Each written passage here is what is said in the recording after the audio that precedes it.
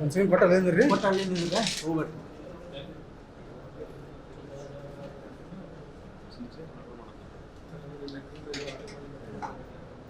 ಈಗ ನೋಡಿ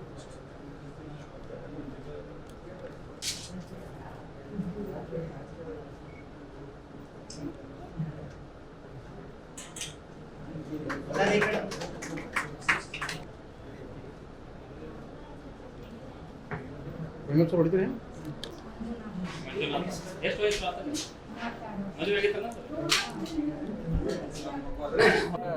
ನಮ್ಮ ಸೊಸೆಗೆ ಕಿಡ್ನಿ ತೊಂದರೆ ಐತ್ರಿ, ಅದಕ್ಕೆ ಮತ್ತು ಅವರು ಇವರು ಕೊಡೋದು ಯಾರು ಅಲ್ಲಿ ಅಂದ್ರೆ ನಂದು ಯಾರು ತೊಗೊಂಡು ಏನು ಮಾಡ್ದೆ, ನಾ ಒಂದು ಮಕ್ಕಳ ಮಗಳಲ್ಲ ಅಂತ ಕೊಟ್ಬಿಟ್ಟಿನಿ ರೀ. ಹಾಂ, ವಯಸ್ಸು 62. ನಮಗೇನು ಅನಿಸಿಲ್ಲ ರೀ, ಏನು ಅನಿಸಿಲ್ಲ. ಬೇಕಾದಂಗೆ ರೀ, ಒಂದಿದ್ರು ಬರಕ್ತಿ, ಎರಡಿದ್ರು ಬರಕ್ತಿ, ಒಂದು ಕೊಟ್ಟರೆ ಇನ್ನೊಬ್ರು ಬರಕ್ತಾರೆ ಮತ್ತೆ ಅದನ್ನು ಅದು ಬೇರೆ ಮಾಡಿಬಿಡ್ರಿ. ಪ್ರಮುಖವಾಗಿ ಅತ್ತೆ ಸೊಸೆ ಸಣ್ಣ ವಿಚಾರಕ್ಕಾಗಿ ಜಗಳ ಆಡ್ತಿರ್ತಾರೆ. ಅವ್ರ ಜಾಗ ಅದನ್ನು ಅದು ನಮ್ಗೆ ಬೇಕಂತ ಕೊಟ್ಟೀನಿ ರೀ, ನನ್ನ ಮನಸ್ಸಾರ ಕೊಟ್ಟಿನಿ ನಾನು. ಅದೇನು ಯಾರು ಹೊತ್ತ ಇಲ್ಲಿಂದಿಲ್ಲ, ಯಾರು ಇದನ್ನು ಮಾಡಿಲ್ಲ ನನಗೆ ಬೇಕು, ನನ್ನ ಮಗಳಂತ ಕೊಟ್ಬಿಟ್ಟಿನಿ ನಾನು. ಬಸಮ್ಮ ರೀ. ಹೇಳ್ರಿ ಹೊರಗಿಂದ ರೀ.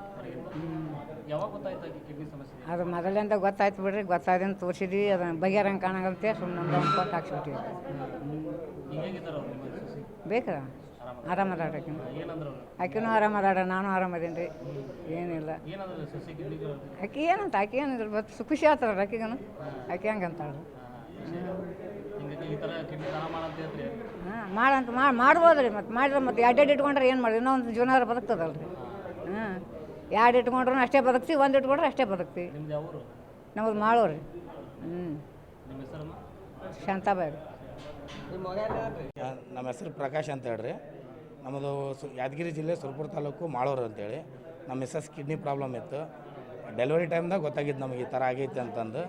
ಅಲ್ಲಿಂದ 9 ವರ್ಷದಿಂದ ತೋರಿಸ್ಕೊಂಡು ಬಂದ್ವಿ. ಬಾರ್ಡರ್ ಲೈನ್ ಬಂದ ತಕ್ಷಣ ಟ್ರಾನ್ಸ್ಪ್ಲಾಂಟ್ ಮಾಡ್ಬೇಕಂದ ತಕ್ಷಣ ಕೇಳ್ಕೊಂಡ್ವಿ, ಅಲ್ಲಿ ಇಲ್ಲಿ ಅವ್ರ ತವ್ರ ಮನೇಲಿ ಏನೋ ಸಪೋರ್ಟ್ ಮಾಡ್ತಾರೆ ಅಂತ. ಆಗಲ್ಲ ಅಂದಮೇಲೆ ನಮ್ಮ ತಾಯಾರು ಮುಂದಾದ್ರು, ಅದು ನಾ ಕೊಡ್ತೀನಿ, ಇಲ್ಲ ಅವ್ರು ಒಪ್ಕೊಳ್ಳಿಲ್ಲ ರೀ. ಅವ್ರು ಯಾರು ನಮ್ಗೆ ಆಗಲ್ಲ, ಫೈನಾನ್ಸಿಯಲು ಸಪೋರ್ಟ್ ಮಾಡೋಕ್ಕಾಗಲ್ಲ, ಈ ಕಡೆ ನಮ್ಮ ಕಿಡ್ನಿನೂ ಕೊಡೋಕ್ಕಾಗಲ್ಲ ಅಂದರು. ಸರಿ ನಾವು ಮಾಡ್ಕೊಂಡಿವಿ ಅಂದರೆ ನಮ್ಮ ಮನೆ ಬರ ಅಂತಂದು ನಾವು ಮುಂದಾದ್ವಿ. ನಾವು ಕೊಡ್ತೀವಿ ಅಂದರೆ ನಮ್ಮ ತಾಯಾರಿಲ್ಲ, ನನ್ನ ಮಗಳಿದ ಸಮಾಕಿ, ಅಕ್ಕಿ ಬೇರೆ ಅಲ್ಲ, ನನ್ನ ಮಗಳು ಬೇರೆ ಅಲ್ಲ, ನನ್ನ ಮಗಳಿಗೆ ಆದ್ರೆ ನಾವು ಕೊಡಲ್ಲ, ಆಕಿನೂ ನನ್ನ ಮಗಳೇ ಅಂತ ಅವರು ಸ್ವತಃ ಮುಂದೆ ಬಂದು ಕೊಟ್ಟರು. ಅವ್ರ ತಾಯಾರು ತೀರ್ಕೊಂಡಾರ್ರಿ. ಅವ್ರ ತಂದೆಯವರು ಒಪ್ಪಲಿಲ್ಲ, ಅವ್ರ ಅಣ್ಣ ತಮ್ಮನೂ ಒಪ್ಪಲಿಲ್ಲ. ಇದುವರೆಗೂ ಅವ್ರು ಸನೇ ಬಂದೇ ಅಲ್ಲ. ಆದ್ರೂ ಇವ್ರು ಮುಂದೆ ಬಂದು ಮಾಡಿಕೊಂಡು ಮಗಳಂತಲೇ ಇಲ್ಲಿವರೆಗೂ ನೋಡ್ಕೊಂಡು ಹೋಗಾರ. ಈಗ 9-10 ವರ್ಷ ಆಯ್ತು ರೀ. ಈಗ ಹ್ಞೂ ರೀ.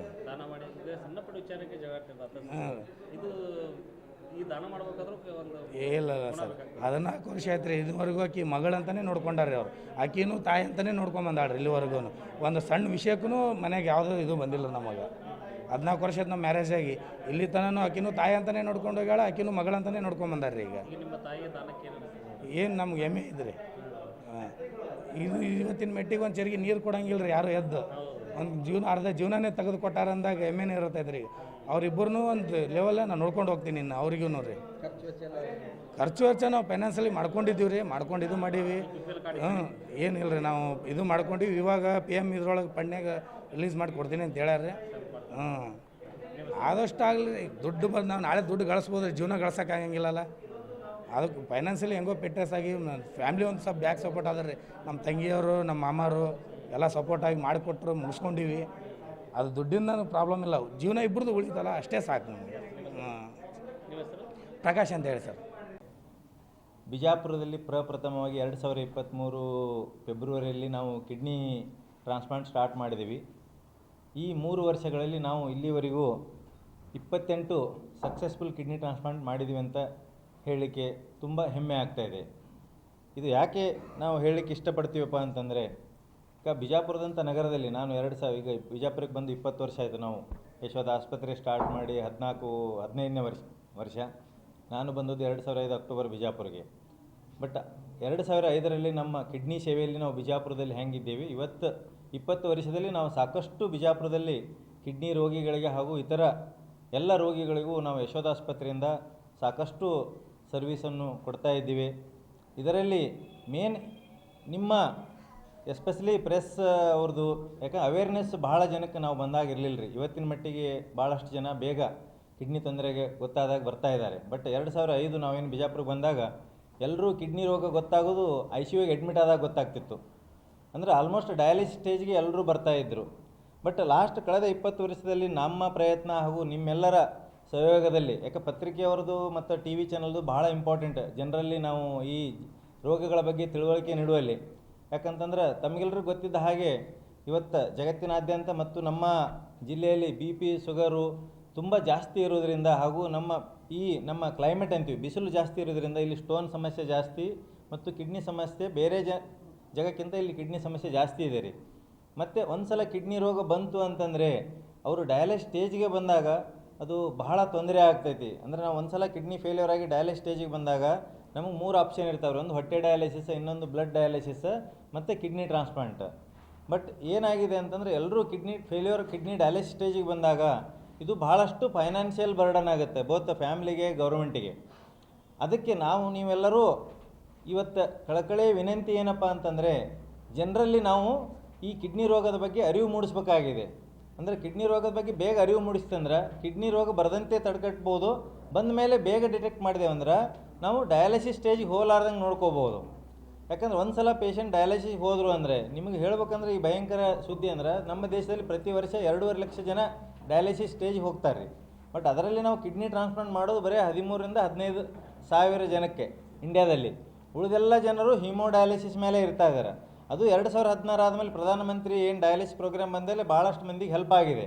ಬಟ್ ಇಷ್ಟೆಲ್ಲ ಡಯಾಲಿಸಿಸ್ ಫೆಸಿಲಿಟಿ ಇದ್ದರೂ ಸಹಿತ ಇದರಲ್ಲಿ ಅರ್ಧಕ್ಕಷ್ಟು ಜನ 1 ರಿಂದ 2 ವರ್ಷದಲ್ಲಿ ಡಯಾಲಿಸಿಸ್ ಸರಿಯಾಗಿ ತೊಗೊಳ್ಳಾರ್ದೇ ಜೀವ ಕಳ್ಕೊತಾ ಇದ್ದಾರೆ. ನೀವು ವಿಚಾರ ಮಾಡಿರಿ, ಅಂದರೆ 2.5 ಲಕ್ಷದಲ್ಲಿ ಅರ್ಧ ಜನ 1 ರಿಂದ 2 ವರ್ಷದಲ್ಲಿ ಜೀವ ಕಳ್ಕೊತಾ ಇದ್ದಾರೆ.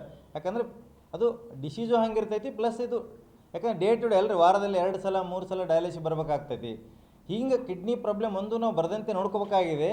ಮತ್ತು ಯಾರು ಡಯಾಲಿಸಿಸ್ ರೀಚ್ ಆಗ್ತಾರಲ್ಲ ಇವರಿಗೆ ಕಿಡ್ನಿ ಟ್ರಾನ್ಸ್ಪ್ಲಾಂಟ್ ಒಂದು ವರದಾನ. ಈಗ ಮೇನ್ ಇವತ್ತು ಉದ್ದೇಶ ಯಾಕಪ್ಪ ಅಂತಂದ್ರೆ ನಾವು ಈಗ ಇಲ್ಲಿ ಲಾಸ್ಟ್ 3 ವರ್ಷದಲ್ಲಿ ಕಿಡ್ನಿ ಟ್ರಾನ್ಸ್ಪ್ಲಾಂಟ್ 28 ಜನಕ್ಕೆ ಮಾಡಿದ್ದೀವಿ. ಅಂದರೆ ಒಂದು ಸಲ ಕಿಡ್ನಿ ಟ್ರಾನ್ಸ್ಪ್ಲಾಂಟ್ ಆಯ್ತು ಅಂದ್ರೆ ಬಹಳಷ್ಟು ಲೈಫು ಕ್ವಾಲಿಟಿ ಆಫ್ ಲೈಫು ಡಯಾಲಿಸಿಸ್ಗಿಂತ ಚೆನ್ನಾಗಿರ್ತೈತಿ ಮತ್ತು ಸರ್ವೈವಲ್ ಬೆನಿಫಿಟ್ ಇದೆ ರೀ. ಈಗ ಡಯಾಲಿಸಲ್ಲಿ ಪ್ರತಿ ವರ್ಷ 15 ರಿಂದ 20% ಜನರು ಡೆತ್ ಆಗ್ತೈತಿ. ಅದೇ ಕಿಡ್ನಿ ಟ್ರಾನ್ಸ್ಪ್ಲಾಂಟಲ್ಲಿ more than 10 years 95% survival rate ಇದೆ ರೀ.